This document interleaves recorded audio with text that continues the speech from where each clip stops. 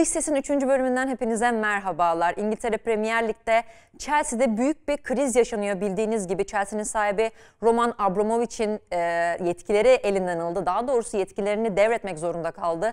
Rusya ve Ukrayna arasında yaşanan savaş sebebiyle hem Chelsea'nin hem de Roman Abramovich'in büyük bir sıkıntıda olduğunu söyleyebilmemiz mümkün. Bugünkü bölümde golden Nizaar Kinsella'yı konuk edeceğiz. Kendisi İngiltere Premier Lig kulüplerinden Chelsea'yi yakından takip ediyor ve Chelsea'de olup biten bu krizle ilgili kendisiyle konuşuyor olacağız. Şu anda ekranlarınızda görüyorsunuz Nizar'ı.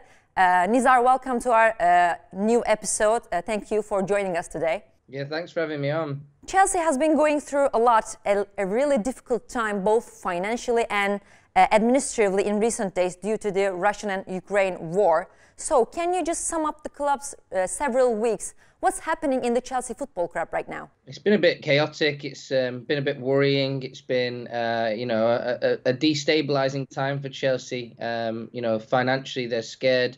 It first happened really with this war in Ukraine, Russia's invasion, to sanction Roman Abramovich, Chelsea's owner. This exists outside of football. This is, maybe a war tactic to put pressure on Vladimir Putin, financially and politically. But what happens is, Roman Abramovich decided to try and sell Chelsea before the sanctions. It didn't work. The UK sanctioned him. I just woke up one day and all of a sudden Roman Abramovich had been sanctioned, and I was trying to work out what that meant for Chelsea. And what it meant was that Chelsea's accounts have been frozen. They can't spend money. They can't receive money. They're trying to play the games even with this problem. They can't sell their shirts. The club shop is closed. If this carries on, you could see Chelsea playing an empty stadium.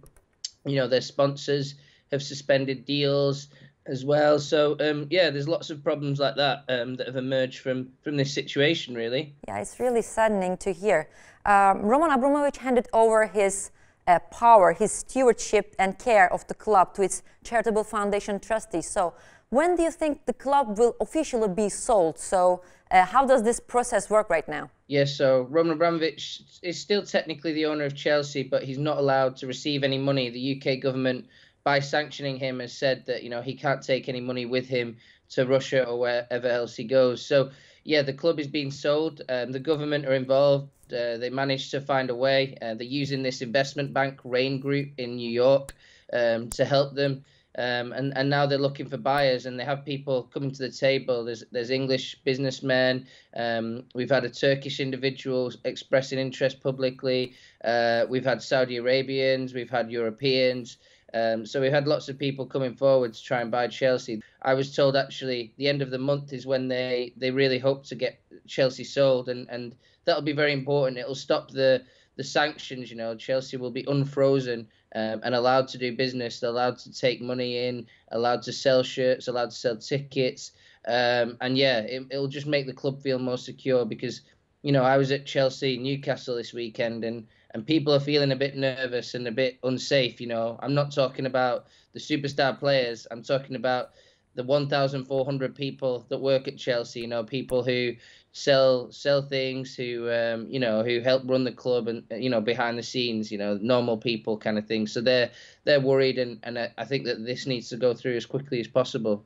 In the last 18 years, Chelsea have made really big transfers. They signed really big name players and won too many trophies under Abramovich era. But now that he will probably be gone after this unfrozen thing, do you think there is a crisis awaiting for Chelsea Football Club in the nearest future? I think it's not going to be a crisis, but I think it's going to be very different. So, under Roman Abramovich, Chelsea won 21 trophies in 19 years. That's an incredible amount of trophies for any club. It's just ridiculous, really. They also spent 1.5 billion of Roman Abramovich's money, which he is owed in loans, but he's agreed to write off. So, yeah, Chelsea have always spent more than they brought in. They're not run like a business. They're not a normal club. They don't balance the books. They just spend more because they have a rich owner.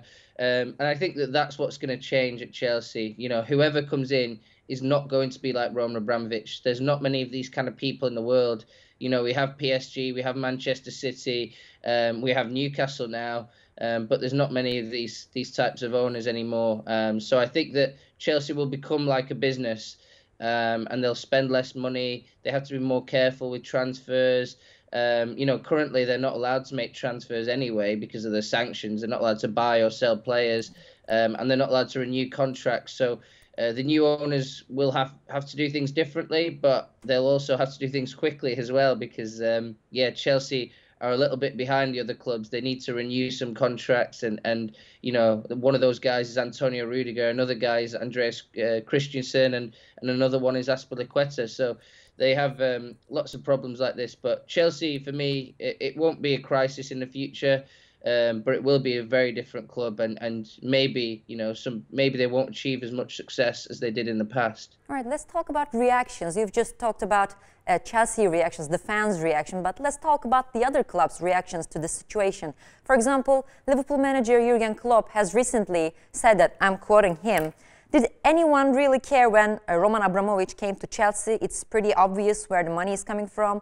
Everybody knew it, but we accepted it. That's our fault. It's society's fault, but we accepted it." Do you agree with his words? How do you think Jurgen Klopp's words had been welcomed by Chelsea community? Yeah, I think that Jurgen Klopp was right. I think that he says a lot about football. We have in this country now, a lot of people are not just looking at Chelsea, they're looking at Man City, they're looking at Newcastle. They're saying, what happens if we go to a war with a country in the Middle East and, you know, that the owner of that club doesn't like it? You know, are we going to do the same again? Have we let too many people buy English clubs and you know, who want to make political impacts, who want to, you know, try to influence politics or have what we call soft power, you know, own an English asset, but use it as power to help your other businesses. And I think that that's where the questions are coming in now. Is English football chased the money too hard? You know, it's the richest league in the world. And maybe, you know, by chasing that money, we've damaged our own game, you know, brought individuals that don't deserve to own English football clubs or things like that. So Jurgen Klopp's right. I think that there's a search for the moral fibre of English football, the morality. And yeah, I think that that's all going to happen now.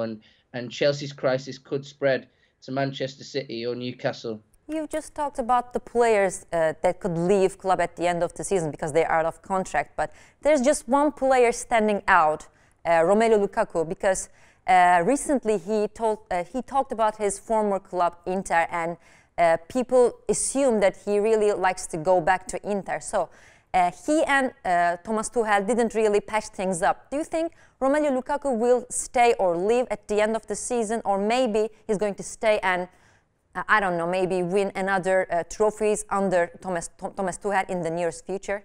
Yeah, I think that Romelu Lukaku is definitely a problem. This is probably different to the Roman Abramovich problem. It's more of a tactical problem. It's more of one of a relationship with a manager.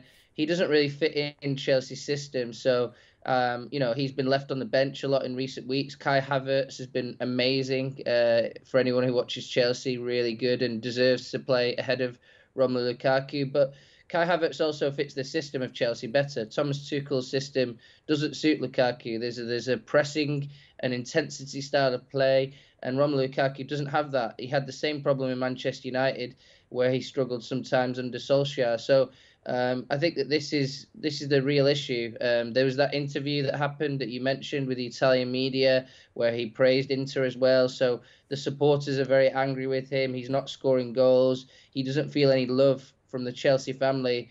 And that makes him, you know, feel like he could leave in some way. But the big problem is that Romelu Lukaku was Chelsea's record signing. He cost £100 million.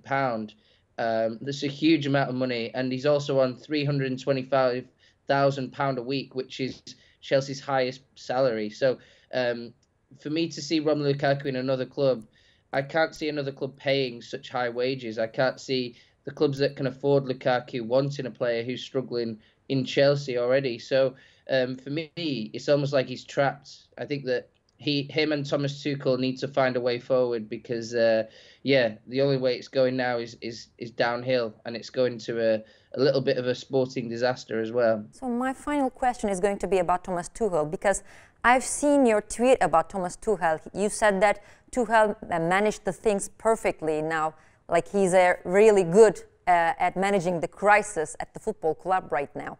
And he proved that he's an elite manager to the world when he won the Champions League last year with Chelsea. Do you think he's going to leave for another challenge at another club, or maybe he's going to stay until whatever happens and will be in charge on Chelsea? I think it's a great question. I think that he could leave eventually, but right now he's Chelsea manager. He's doing brilliant. He said that he'll stay until the end of the season. I believe that. He's a very honest and open person. Very when he says something, 99 times out of 10, out of 100, it's true. So he's I believe he'll stay, but there is a question mark of how the new Chelsea will look. Is it going to be a competitive team? If it is, Thomas Tuchel will stay 100%. He really loves this job. He feels really supported. He enjoys it a lot more than PSG, his former club. So if the club is quite competitive, if it can win trophies, I think he'll stay. But what could happen? I don't think it will. But if Chelsea turns into a real crisis, maybe at the end of the season he just says, look, this isn't the deal I signed up for. My contract isn't to work in a club that is not strong anymore, and he could leave. So as long as Chelsea can avoid a crisis, Thomas Tuchel will stay. And that's big news for Chelsea fans because they love him. They love the way he's handled this situation, and they want him to stay for a long time. And if you know Chelsea, and I know you do, Chelsea managers don't normally last a long time. But this one, maybe he can. All right, thank you so much for joining us today, Nizaar. Chelsea are a great club and one of the biggest clubs in the country, in the Premier League. And I hope that these bad days sooner or later, I believe it's going to pass, but I hope really, really soon these bad days for Chelsea pass away and they can just move on with Tuchel and their star players. Thank you so much for joining us today.